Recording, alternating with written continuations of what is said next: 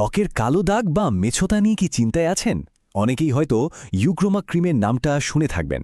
তো আজকের এই আলোচনায় আমরা এই ক্রিমটা নিয়ে একেবারে খুঁটিনাটি সবকিছু জানব। মানে এটা আসলে কি, কিভাবে কাজ করে, আর এটা ব্যবহারের সঠিক নিয়মটাই বা কি। চলুন তাহলে আর দেরি না করে সরাসরি মূল কথায় চলে যাই। প্রথমে জেনে নিই এই ইউক্রোমা ক্রিম জিনিসটা আসলে কি আর কেনই বা এটা এত পরিচিত। দেখুন, যে কোনো কিছু ব্যবহারের আগে সেটার মূল উপাদান আর কার্যকারিতাটা বুঝে নেওয়াটা কিন্তু খুব জরুরি। আচ্ছা, এই ক্রিমের আসল খেলোয়াড় বা মেইন ইনগ্রেডিয়েন্ট হলো হাইড্রোকুইনোন। এটা সাধারণত 2টা পাওয়ারে পাওয়া যায়, 2% অথবা 4%। ব্যাপারটা খুব সহজ। আমাদের ত্বকের যে রং, সেটার জন্য মেলানিন নামের একটা জিনিস দায়ী। এখন কোনো কারণে যদি এই মেলানিন প্রয়োজনের থেকে বেশি তৈরি হতে শুরু করে, ঠিক তখনই ত্বকে কালো কালো দাগ বা ছোপ দেখা দেয়। আর হাইড্রোকুইনোনের কাজটা হলো ঠিক ওই অতিরিক্ত মেলানিন তৈরি হওয়াটাকে থামিয়ে দেওয়া। ফলে দাগগুলো আস্তে আস্তে হালকা হয়ে আসে। তো কি ধরনের সমস্যায় এটা ব্যবহার করা হয়? সাধারণত ডাক্তাররা এটা প্রেসক্রাইব করেন কয়েকটা কমন সমস্যার জন্য, যেমন ধরুন মেচতা বা মেলাজমা, মানে গালে বা কপালে যে কালো ছোপ পড়ে, তারপর ব্রণের পর যে জিদি কালো দাগ থেকে যায়, কিংবা রোদে পোড়ার কারণে হওয়া সানস্পট। আবার অনেকে স্কিনটোন সমান থাকে না, মানে কোথাও ফর্সা কোথাও কালো। সেই আনইভেন স্কিনটোন ঠিক করতেও এটা বেশ কাজে দেয়। এক কথায়, এই ধরনের হাইপার পিগমেন্টেশন ট্রিটমেন্টে এটা বেশ কাজের। বেশ, এবার আমরা আসছি সবথেকে জরুরি অংশে। সেটা হলো এটা ব্যবহারের সঠিক নিয়মটা কি। কারণটা খুব পরিষ্কার, ভুলভাবে ব্যবহার করলে কিন্তু ভালোর চেয়ে খারাপ হওয়ার সম্ভাবনাই বেশি। এই 4টা স্টেপ কিন্তু একদম মাথায় গেঁথে নিতে হবে।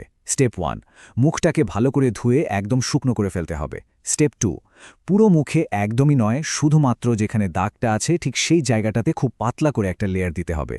স্টেপ 3, চোখ, ঠোঁট বা নাকের ভেতরের মতো সেন্সিটিভ জায়গায় যেন কোনোভাবেই না লাগে সেদিকে খেয়াল রাখতে হবে। আর সবথেকে, আমি আবারও বলছি, সবথেকে জরুরি হলো 4 নম্বর স্টেপটা। এই ক্রিম ব্যবহার করার সময় দিনের বেলা একটা ভালো SPF 30+ সানস্ক্রিন লাগানোটা মাস্ট, বাধ্যতামূলক। না হলে কিন্তু ত্বক আরও বেশি ড্যামেজ হয়ে যেতে পারে, আরও কালো হয়ে যেতে পারে। আচ্ছা, আরও কয়েকটা নিয়ম আছে যেগুলো জেনে রাখা খুব দরকার। সাধারণত এটা রাতে একবার লাগানোর পরামর্শ দেয়া হয়। আর একটা কথা মাথায় রাখবেন, বেশি করে লাগালেই যে তাড়াতাড়ি ফল পাওয়া যাবে, ব্যাপারটা মোটেও তেমন নয়। বরং ত্বকের ক্ষতি হতে পারে। কাজেই একটা মটরের দানার মতো অল্প পরিমাণ নিলেই যথেষ্ট। আর সবচেয়ে বড় কথা, ডাক্তারের পরামর্শ ছাড়া নিজে থেকে টানা 2 মাসের বেশি এটা ব্যবহার করা একদমই ঠিক না। এর ফল কিন্তু বেশ বিপজ্জনক হতে পারে। তো আমরা ব্যবহারের নিয়মকানুন তো জানলাম, কিন্তু যে কোনো ওষুধের মতোই এটারও কিছু সাইড এফেক্টস বা পার্শ্ব প্রতিক্রিয়া আছে, আর কিছু সতর্কতাও মানতে হয়। তাই শেষ পর্যন্ত অবশ্যই দেখুন, কারণ এই বিষয়গুলো জানা কিন্তু ক্রিমটা ব্যবহার করার মতোই জরুরি। চলুন এখন কথা বলা যাক এর সাইড এফেক্টস আর সতর্কতাগুলো নিয়ে। দেখুন, কোনো ওষুধ ব্যবহারের আগেই তার সম্ভাব্য ঝুঁকিগুলো সম্পর্কে একটা পরিষ্কার ধারণা থাকাটা খুব দরকারি। তাই এই অংশটা একটু মন দিয়ে শুনতে হবে। এই স্লাইডটা কিন্তু খুব গুরুত্বপূর্ণ। দেখুন, 2টো ভাগ আছে এখানে। একদিকে আছে সাধারণ কিছু প্রতিক্রিয়া, যেমন ব্যবহারের পর ত্বকে হালকা একটু জ্বালা করা, একটু লাল হয়ে যাওয়া বা স্কিনটা একটু ড্রাই লাগা। এগুলো হওয়াটা বেশ কমন, আর কিছুদিন পর সাধারণত ঠিকও হয়ে যায়। কিন্তু অন্যদিকে দেখুন, যদি খুব বেশি চুলকানি হয়, ত্বক ফুলে যায় বা মারাত্মক কোনো অ্যালার্জিক রিয়াকশন হয়, তাহলে বুঝতে হবে ব্যাপারটা সিরিয়াস। আর একটা জিনিস, অনেকদিন ধরে ব্যবহার করলে ত্বকটা নীলচে কালো হয়ে যেতে পারে, যেটাকে বলা হয় ওক্রোনোসিস। এটা কিন্তু একটা মারাত্মক এবং পার্মানেন্ট সমস্যা।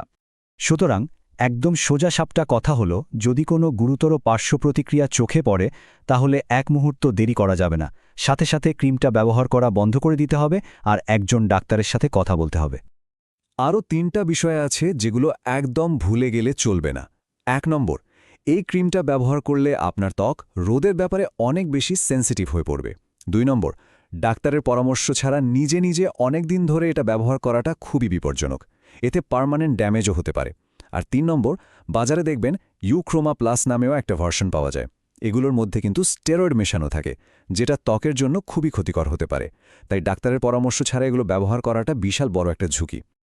আচ্ছা, এবার আসা যাক সেই প্রসঙ্গে যে কারা কারা এই ক্রিমটা একেবারেই ব্যবহার করতে পারবেন না। এই লিস্টটা একটু ভালো করে দেখে নিন। যারা প্রেগন্যান্ট বা শিশুকে বুকে দুধ খাওয়াচ্ছেন, তারা ডাক্তারের পরামর্শ ছাড়া এটা ভুলেও ব্যবহার করবেন না। বাচ্চার বয়স যদি 12 বছরের কম হয় তাহলে তার ত্বকে এটা লাগানো যাবে না। ত্বকে যদি কোনো কাটাছেঁড়া বা ঘা থাকে সেখানেও এটা ব্যবহার করা নিষেধ। আর সবশেষে যদি হাইড্রোকুইনোনে আপনার অ্যালার্জি থাকে তাহলে তো এটা পুরোপুরি এড়িয়ে চলতে হবে। এত নিয়মকানুন মেনে চলার পর সবার মনেই যে প্রশ্নটা আসে সেটা হলো, ভাই ফলটা কবে পাবো? মানে রেজাল্ট দেখতে ঠিক কতদিন লাগতে পারে? চলুন এই ব্যাপারে একটা রিয়েলিস্টিক ধারণা নেওয়া যাক। দেখুন, সাধারণত 4 থেকে 6 সপ্তাহের মধ্যেই আপনি হয়তো দেখবেন দাগগুলো হালকা হতে শুরু করেছে। তবে পুরোপুরি একটা ভালো ফলাফল দেখতে কিন্তু প্রায় 2 থেকে 3 মাস সময় লেগেই যেতে পারে। ধৈর্য ধরতে হবে। আর একটা কথা মনে রাখতে হবে, সবার ক্ষেত্রে কিন্তু ফলাফল একরকম হবে না।